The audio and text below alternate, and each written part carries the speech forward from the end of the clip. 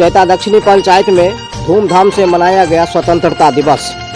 समस्तीपुर जिले के उजियारपुर प्रखंड अंतर्गत चैता दक्षिणी पंचायत के पैक्स भवन पर पैक्स अध्यक्ष रघुवंश राय की अध्यक्षता और राम प्रवेश चौरसिया के संचालन में आज़ादी का पर्व स्वतंत्रता दिवस मनाया गया।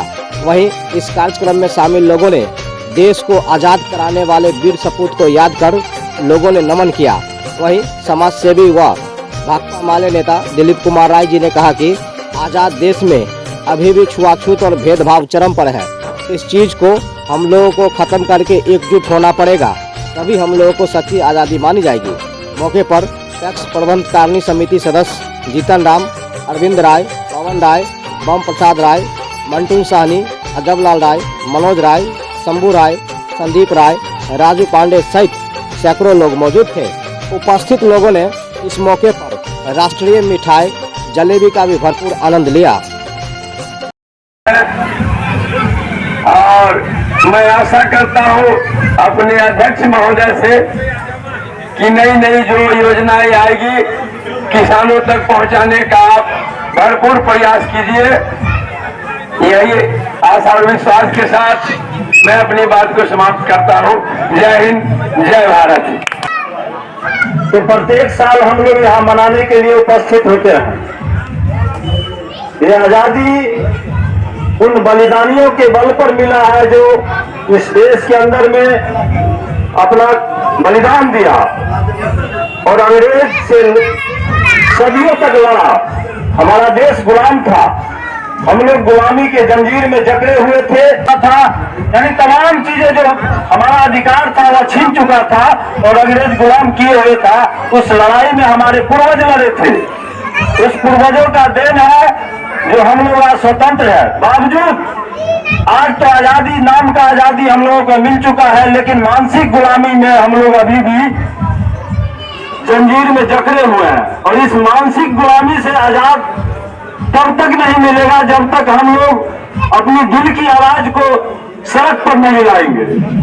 और प्रवक्ता साथियों ने विस्तार रूप से बताया कि हम लोगों में एकता में ही कहीं न कहीं खोट है और धर्म का जो शिकार है इस धर्म से दूर हटना होगा।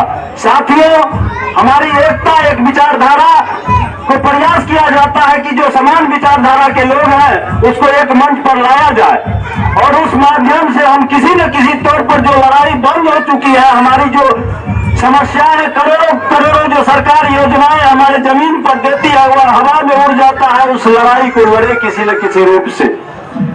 और इस लड़ाई को जब तक हम लोग लड़ेंगे नहीं तब तक हमारा आजादी मिलने वाला है नहीं।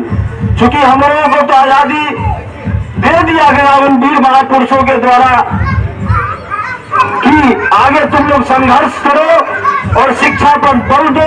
बाबा साहब अम्बेडकर कहे थे कि संगठित हो सबसे पहले और संघर्ष करो और शिक्षित बनो। और ये तमाम तीन जो बातें हैं, जब तक हम लोग संगठित नहीं होते हैं, अलग अलग रहते हैं, अलग अलग गुट में रहते हैं, तो हमारा जो विपक्ष है वो हम पर भारी हर वक्त रहेगा। और इस ख्याल से हम आज के दिन में राजनीति की बात तो नहीं होना चाहिए, लेकिन एक विशेष रूप से मैं आप लोगों से आग्रह करना चाहता हूं कि किसी भी हवा की आंधी में आप लोग मत बहिए।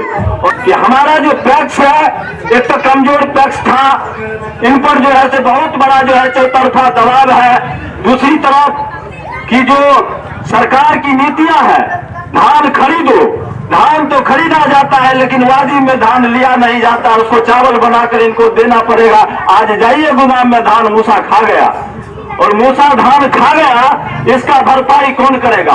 वह किसी न किसी रूप से आम जनता को नुकसान करना होगा, क्योंकि वह रेट नहीं मिलेगा, वह नुकसान होगा। अगर सही समय पर ले लेता तो किसानों का धान का उचित मुआवजा, उचित रेट, उचित बोनस मिलता। तो हम लोगों से आज के दिन में यही अपील करेंगे कि यह दिवस उन वीर महाबलिदानियों को याद कीजिए, उनके जो ऐसे पद चिन्हों पर चलने का प्रयास कीजिए। समाज के अंदर में जो है कुरीतियां है, भेदभाव है, अभी भी समाज के अंदर में भेदभाव है। और इस भेदभाव, हमारा देश एक धर्मनिरपेक्ष देश है और धर्मनिरपेक्ष देश होने के नाते पूरे देश के अंदर में सभी धर्म के लोग, सभी विचारधारा के लोग ऐसा नहीं है कि हिंदू है तो मुस्लिम है, हिंदू सब एक है। और वोट लेने वक्त हिंदू जब एक हो जाते हैं तो उसको जो है ये छोटा है ये बड़ा है, ये बाबा साहब भीमराव अंबेडकर साहब ने इस चीज को मिटा चुके हैं कि कोई बड़ा नहीं है और कोई छोटा नहीं है। और इस रूप से हमारा देश का विकास होगा। और जब तक यह देश के अंदर में जो आज अंग्रेज देश हमारा गुलाम क्यों हुआ? देश में तो काफी लोग पहले बुद्धिजीवी लोग थे। आप लोगों को भी मालूम होगा कि बुद्धिजीवी लोग हमारे भारत के अंदर में थे, फिर भी देश गुलाम हुआ क्यों? वो बुद्धिजीवी लोग अंग्रेज के गुलामी करना शुरू कर दिया और जो गरीब गुरबे अशिक्षित लोग थे उस पर शासन करना शुरू किया और वह टुकुर टुकुर मुंह देख रहा था। वह बुद्धिजीवी लोग और देश को गुलाम कराने में वह बुद्धिजीवियों का बहुत बड़ा योगदान रहा है। आज वह कहता है तिरंगा झंडा हम फहराएंगे। अरे तिरंगा झंडा आप फहराने का हकदार नहीं हो। तिरंगा झंडा के साथ एक समय था जो आपने जो है तिरंगा को अपमान किया था, अंग्रेज का मुखबरी की थी। आज जो है शहीद भगत सिंह चाहे वह जितने भी फांसी के फंदे पर चढ़ा उसको गवाही में तुमने पलट दिया था और उनको फंसाने का काम किया था। आज देश के अंदर में एकता और अखंडता को तोड़ने का प्रयास किया जा रहा है। ये हमारी देश की जनता बर्दाश्त नहीं करेगी। मैं इतना ही कहकर अपनी बात को समाप्त करता हूँ। इनकलाब जिंदाबाद, भारत माता की जय। होने नहीं देंगे, आजादी को कभी शाम होने नहीं देंगे, शहीदों की कुर्बानी बदनाम होने नहीं देंगे। बची है जो भी एक बूंद लहू की, भारत माता आंचल को नीलाम होने नहीं देंगे। परम आदरणीय मेरे प्यारे भाइयों एवं प्यारे देशवासियों, आप सभी को 15 अगस्त की हार्दिक शुभकामनाएं। आज हम सब 19वां 15 अगस्त मनाने के लिए एकत्र हुए हैं। सबसे पहले हम उन स्वतंत्रता सेनानी का नमन करना चाहेंगे जो हमारे देश के लिए जान निछावर कर दिए। आज ही के दिन महात्मा गांधी, पंडित जवाहरलाल नेहरू, भगत सिंह, चंद्रशेखर आजाद, डॉक्टर भीमराव अंबेडकर, सरदार वल्लभ भाई पटेल, लाला लाजपत राय, ऐसे कई सैकड़ों महान सुंदर सेनानी थे जो हमारे देश के लिए जान गंवाए और उन्हीं को याद करते हैं। स्वतंत्रता दिवस हमें यह याद दिलाती है कि हम अपने देश को मूल्य को सम्मान देना चाहिए। स्वतंत्रता देश हमें यह याद दिलाती है कि हम अपने देश को स्वतंत्र मूल्य को सम्मान देना चाहिए, उस रास्ते पर चलना चाहिए। आज हमारा देश आजाद होने के बाद बहुत तरक्की की, जैसे कृषि, शिक्षा, टेक्नोलॉजी, साइंस।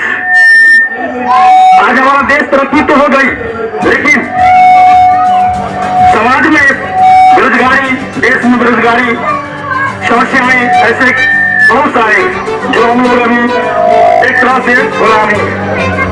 लेकिन उस गुलाम को आज दूर करेंगे 15 अगस्त के दिन और हम सब अपने देश को सर्वश्रेष्ठ बनाएंगे। जय हिंद, जय।